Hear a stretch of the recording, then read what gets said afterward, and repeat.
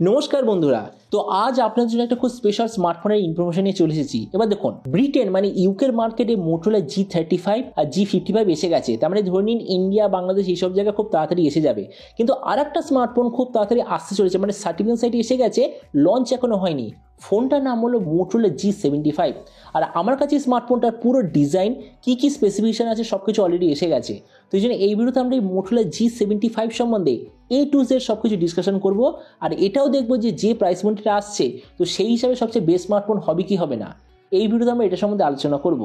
তো চলুন শুরু করা যে ভিডিওটা কোনো সময় নষ্ট না করে, আপনি যদি গ্যাজেটাল বাংলা চ্যানেলে প্রথমবার আসেন আর খুব বাংলা টেক ভিডিও ডেইলি দেখতে চান, তাহলে গ্যাজেটাল বাংলা চ্যানেল সাবস্ক্রাইব অবশ্যই করে নেবেন। তো প্রথমে আমরা আলোচনা করবো এই স্মার্টফোনটার ডিজাইন সম্বন্ধে।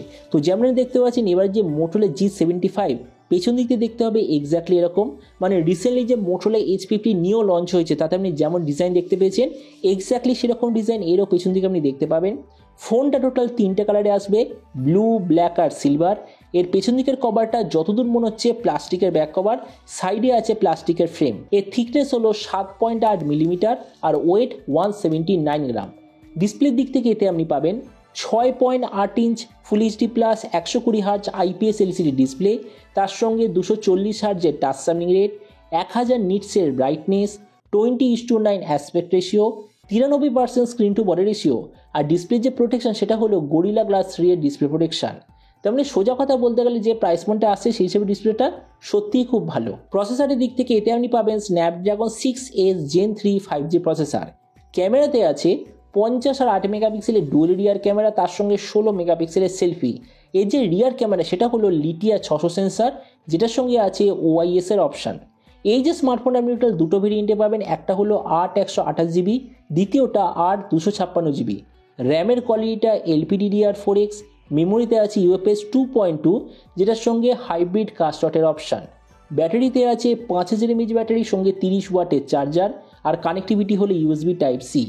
তো এবার এই স্মার্টফোনের বাকি কিছু ফিচার বলতে গেলে এতে আপনি পাবেন Android 14 out of the box, কোনো ধরনের 3.5mm জ্যাক নেই, dual speaker, side mounted fingerprint sensor, IP68 এর ওয়াটার অ্যান্ড ডাস্ট প্রোটেকশন, আর তার সঙ্গে মিলিটারি গ্রেড সার্টিফিকেশন, মানে যেটাকে আমরা বলি MIL STD 810H, এই সার্টিফিকেশন আপনি পেয়ে যাবেন।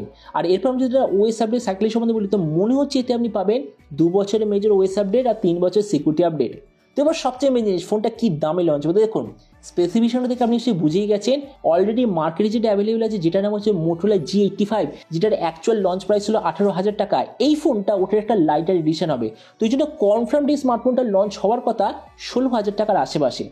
তো এবার সবের মধ্যে থেকে আপনাকে জানাবো, এই যে স্মার্টফোনে যে আসতে চলেছে এটা কি প্রাইস পয়েন্টের মধ্যে সবচেয়ে ভালো, নাকি এর চেয়ে বেটার অন্য কোনো স্মার্টফোন অ্যাভেলেবল আছে। দেখুন আমরা যদি এই মুহূর্তে মানে 16,000 টাকার আশেপাশে দেখি, তো আমি এখানে বলবো এর সঙ্গে কম্পিট করার মতো প্রচুর অন্য স্মার্টফোন অ্যাভেলেবেল আছে। তো আমরা যদি সবকটা ফোনের সঙ্গে কম্পেয়ার করি, প্রথমত ডিসপ্লে, এই দিক থেকে আমি বলবো মোটোরোলা ডিসপ্লেটা অ্যাভারেজ। কেননা কম্পিটিশন আপনাকে দিচ্ছে অ্যামোলেড ডিসপ্লে, সেখানে মোটোরোলা আপনাকে দিচ্ছে IPS LCD ডিসপ্লে। তো এই জন্য ডিসপ্লেটা অ্যাভারেজ। প্রসেসর এই দিক থেকে আমি বলবো বিলো অ্যাভারেজ, কেননা এতে যে আছে স্ন্যাপড্রাগন 6S Gen 3, ওটা আসলে কিছুই নয়, যে স্ন্যাপড্রাগন 695 ওটার রিব্র্যান্ডেড ভার্সান। আর সেখানে কম্পিটিশন আপনাকে কি দিচ্ছে, Dimensity 7050, Dimensity 7200, Dimensity 7300, এই লেভেলের প্রসেসর আপনাকে প্রোভাইড করছে। তো এই জন্য প্রসেসরের দিক থেকে আমি বলবো বিলো অ্যাভারেজ। ক্যামেরার দিক থেকে দ্য বেস্ট, নো ডাউট, কেননা এই প্রাইস পয়েন্টে প্রায় কেউই আপনাকে OISও দেবে না। তাছাড়া এর মধ্যে আছে লিথিয়া 600 সেন্সার, মানে বুঝতেই পারছেন ক্যামেরা সেটআপ আর ক্যামেরা কোয়ালিটি দুটোই সবচেয়ে বেস্ট প্রাইস পয়েন্টের হিসাবে। তাছাড়া ভেরিয়েন্টের দিক থেকে আমি বলবো অ্যাভারেজ, কেননা সেম প্রাইস পয়েন্টে বাকি কোম্পানি যা দিচ্ছে এরও আপনাকে সেই জিনিস দিচ্ছে। তাছাড়া ব্যাটারি ও চার্জারের দিক থেকে এখন আমি বলবো অ্যাভারেজ, কেননা সেম প্রাইস পয়েন্টে বাকি কোম্পানি আপনাকে যা দিচ্ছে এরাও আপনাকে সেম জিনিস দিচ্ছে। স্পিকার গুড রেটিং দেবো, কেননা এই প্রাইস পয়েন্টে এখনও অনেক কোম্পানি আপনাকে একটাই স্পিকার প্রোভাইড করছে, কিন্তু সেখানে মোটোরোলা আপনাকে দেবে ডুয়েল স্পিকার, তার সঙ্গে আবার ডলবি অ্যাটমসের সার্টিফিকেশান। আর OS আপডেটে অ্যাভারেজ। তার মানে দেখুন ভিডিওর লাস্ট আমি যার সঙ্গে এটাই বলবো, এই যে মোটোরোলা তরফ থেকে নতুন স্মার্টফোনে যে আসতে চলেছে, আমার মতে মনে হয় এই প্রাইস পয়েন্টে যদি একটা ক্যামেরা সেন্ট্রিক ফোন হিসাবে লঞ্চ হয় ঠিক আছে, নাহলে যদি একটা অলরাউন্ডার ফোন হিসাবে লঞ্চ হয়, তো আমার মতে মনে হয় সেম প্রাইস পয়েন্টে এর চেয়ে বেটার অলরাউন্ড স্মার্টফোন হয়তো অলরেডি অ্যাভেলেবেল আছে। হ্যাঁ এটা মানছি, তাতে আপনি OIS বা এত ভালো ক্যামেরা দেখতে পাবেন না, কিন্তু এর চেয়ে বেশি specification, for example ফাস্টার charger, bigger battery life, better display, better processor, এইসব স্পেসিফিকেশন আপনি সেগুলোতে দেখতে পাবেন। তো এবার আপনি যখন সমস্যা নেবেন, এই যে মোটোরোলা তরফ থেকে নতুন ফোনটা যে আসতে চলেছে, তো আপনি কি এই দামে এটা নিতে চান, নাকি অন্য কোনো স্মার্টফোন আপনি চুজ করতে চান, এটা সম্বন্ধে যখন কথা বলতে আমাকে একদমই ভুলবেন না। তো চলুন দেখা হবে আগামী একটা টেক ভিডিওতে। Till then stay tuned and always remember, think positive, be positive. Thank you.